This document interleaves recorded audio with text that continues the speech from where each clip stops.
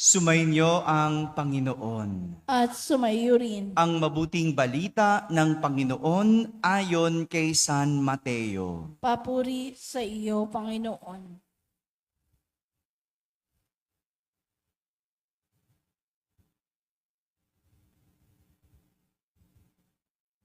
Noong panahong iyon, nang makita ni Jesus ang napakaraming tao, umahon siya sa bundok. Pagkaupo niya'y lumapit ang kanyang mga alagad at sila ay tinuruan niya ng ganito. Mapalad ang mga aba na wala nang inaasahan kundi ang Diyos, sapagkat makakasama sila sa kanyang kaharian. Mapalad ang mga nahahapis, sapagkat aaliwin sila ng Diyos. Mapalad ang mga mapagpakumbaba, sapagkat tatamuhin nila ang ipinangako ng Diyos. Mapalad ang mga nagmimithing makatupad sa kalooban ng Diyos, sapagkat ipagkakaloob sa kanila ang kanilang minimithi. Mapalad ang mga mahabagin, sapagkat kahahabagan sila ng Diyos. Mapalad ang mga may malinis na puso, sapagkat makikita nila ang Diyos. Mapalad ang mga gumagawa ng daan sa ipagkakasundo, sapagkat sila'y ituturing ng Diyos na mga anak niya. Mapalad ang mga pinag-uusig dahil sa kanilang pagsunod sa kalooban ng Diyos, sapagkat makakasama sila sa kaniyang kaharian. Mapalad kayo kapag dahil sa aki, inaalimura kayo ng mga tao, pinag-uusig at pinagwiwikaan ng lahat ng uri ng kasamaan na pawang kasinungalingan. Magdiwang kayo at magalak, sapagkat malaki ang inyong gantimpala sa langit. Mga kapatid, ang mabuting balita ng Panginoon. Pinupuri ka namin, Panginoong Jesucristo. Umupo ang lahat at makinig sa homilya. Isang magandang umaga po sa inyong lahat. Magandang umaga sa mga nasa barangay, sa mga nasa tahanan na nagsisimba via online at sa lahat ng nasa abroad. Kasama kayo sa aming banal na pagdiriwang dito sa ating parokya. Ngayong araw na ito, pinagdiriwang natin ang araw ng lahat ng mga banal. O sa Ingles, All Saints Day.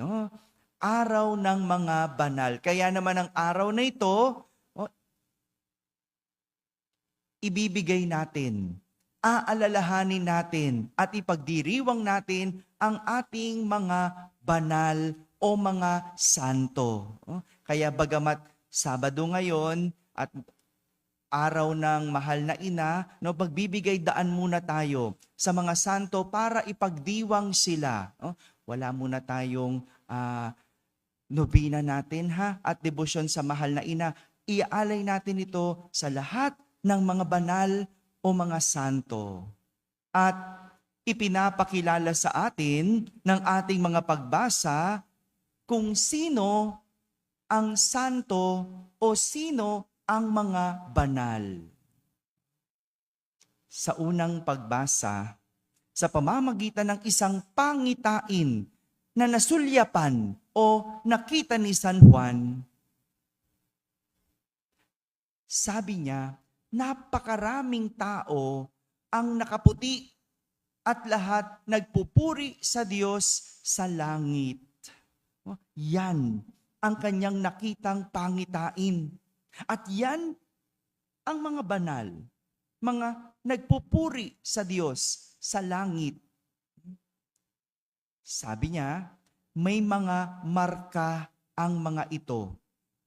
May marka o may tatak. At may nagtanong na isang nakatatanda kung sino ang mga ito. Sabi, sila ang mga na pagtagumpayan ang lahat ng matitinding pagsubok. Lahat ng nasa langit, ang mga taong napagtagumpayan ang matitinding pagsubok sa buhay sa pamamagitan ng kabutihan. Yan ang isang banal. Yan ang isang santo. At yan ang tatak o yan ang marka ng isang banal. Yung namuhay sila sa pagsubok at pinagtagumpayan gamit ang kabutihan. Kaya nga, kung babalikan natin ang lahat ng kwento ng mga santo o mga banal, maging yung paborito nating mga santo, no? Hindi ko alam kung sino mga paborito nyo. O ako, meron ding paborito, pero lahat yan may kwento ng tagumpay. Tagumpay ng mga pagsubok sa buhay. Tagumpay ng kahirapan sa buhay at napagtagumpayan nila ito sa pamamagitan ng kabutihan. Sila yung mga dumaan sa pagsubok. Si San Lorenzo Ruiz, San Pedro Calungsod, si San Padre Pio, na lahat yan may tatak. No? Ano kaya yung tatak na iyon? No? Balikan natin. Si San Lorenzo Ruiz, paano siya namatay?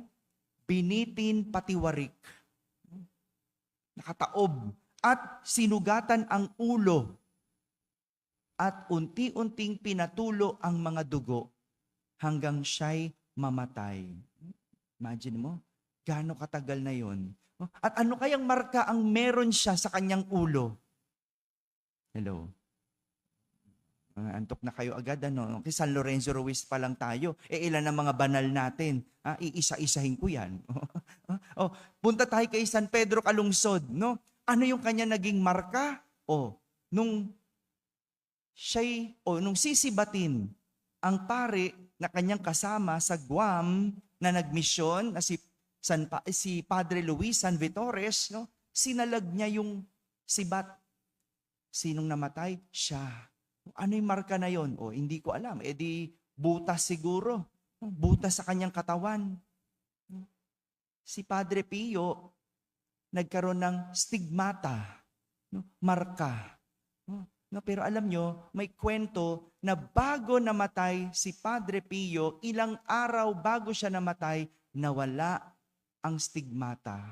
Biruin mo yun, halos buong buhay niya, dinala niya yung stigmata. Tapos, kung kailan siya mamamatay, biglang nawala.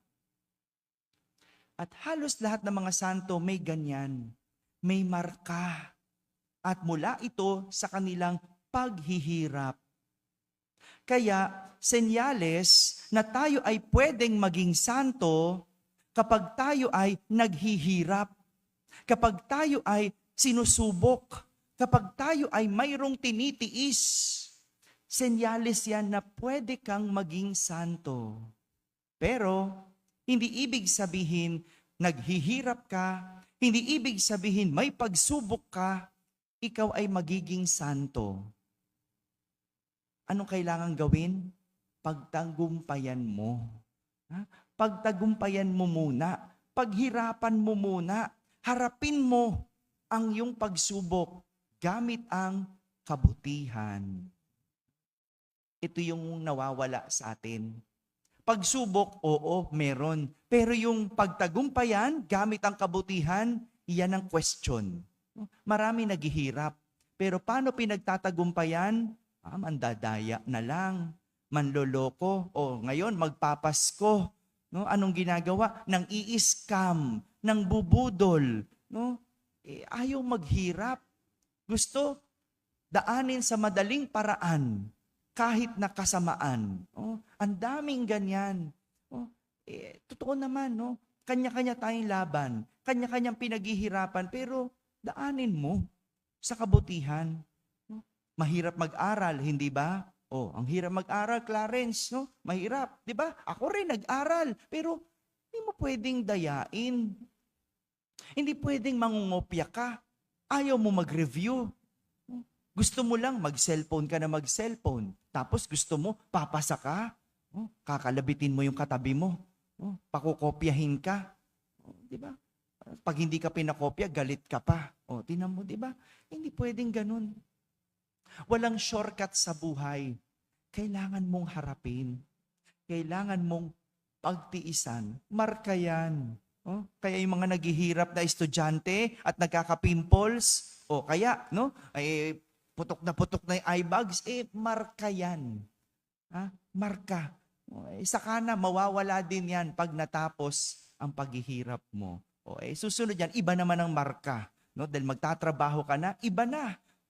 Yung mga nanay na nagtatrabaho sa bahay, na nagkakanda paso-paso, o kaya naglalaba, kumakapalang kalyo, o yung mga tatay na nagko-construction worker, yung mga nagbubuhat dyan, mga kargador, di ba? May marka yan eh. At yan yung marka na napagtagumpayan mo ang kahirapan. Kaya yung mga marka na yan, huwag niyong ikinahihiya. Parte yan. At yan ang magpapabanal sa'yo kung pagtatagumpayan mo ang hirap gamit ang kabutihan. At ito naman ang pinapakita ni Jesus sa ating ebanghelyo. Ang mga dumaan sa pagsubok, pero ginantimpalaan dahil patuloy sa paggawa ng kabutihan. Anong sabi niya? Mapalad ang mga aba na walang inaasam kundi ang Diyos.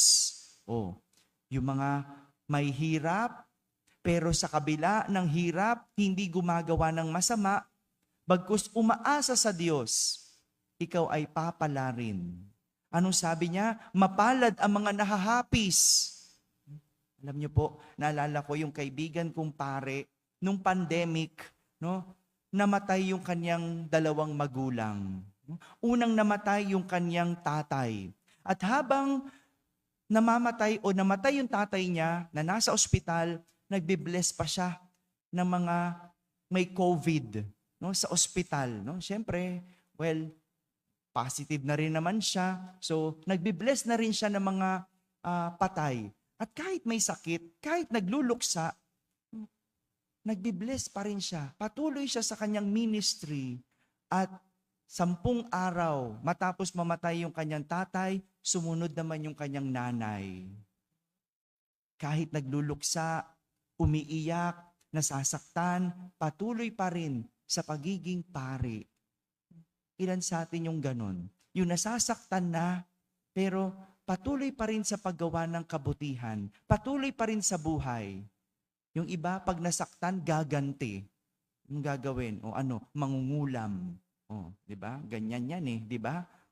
Para makaganti, gagawa ng masama. Parang, yun ang nakakalungkot. Yun ang malungkot na kwento. At ang pinakamaganda, sa sinabi ni Jesus, dito, sa lahat ng kanyang ginintoang aral, anong sabi niya? Mapalad ang may malinis na puso, sapagkat makikita nila ang Diyos. Ang pusong walang bahid, ang pusong walang dumi, ang pusong malinis at puro, may gantimpala.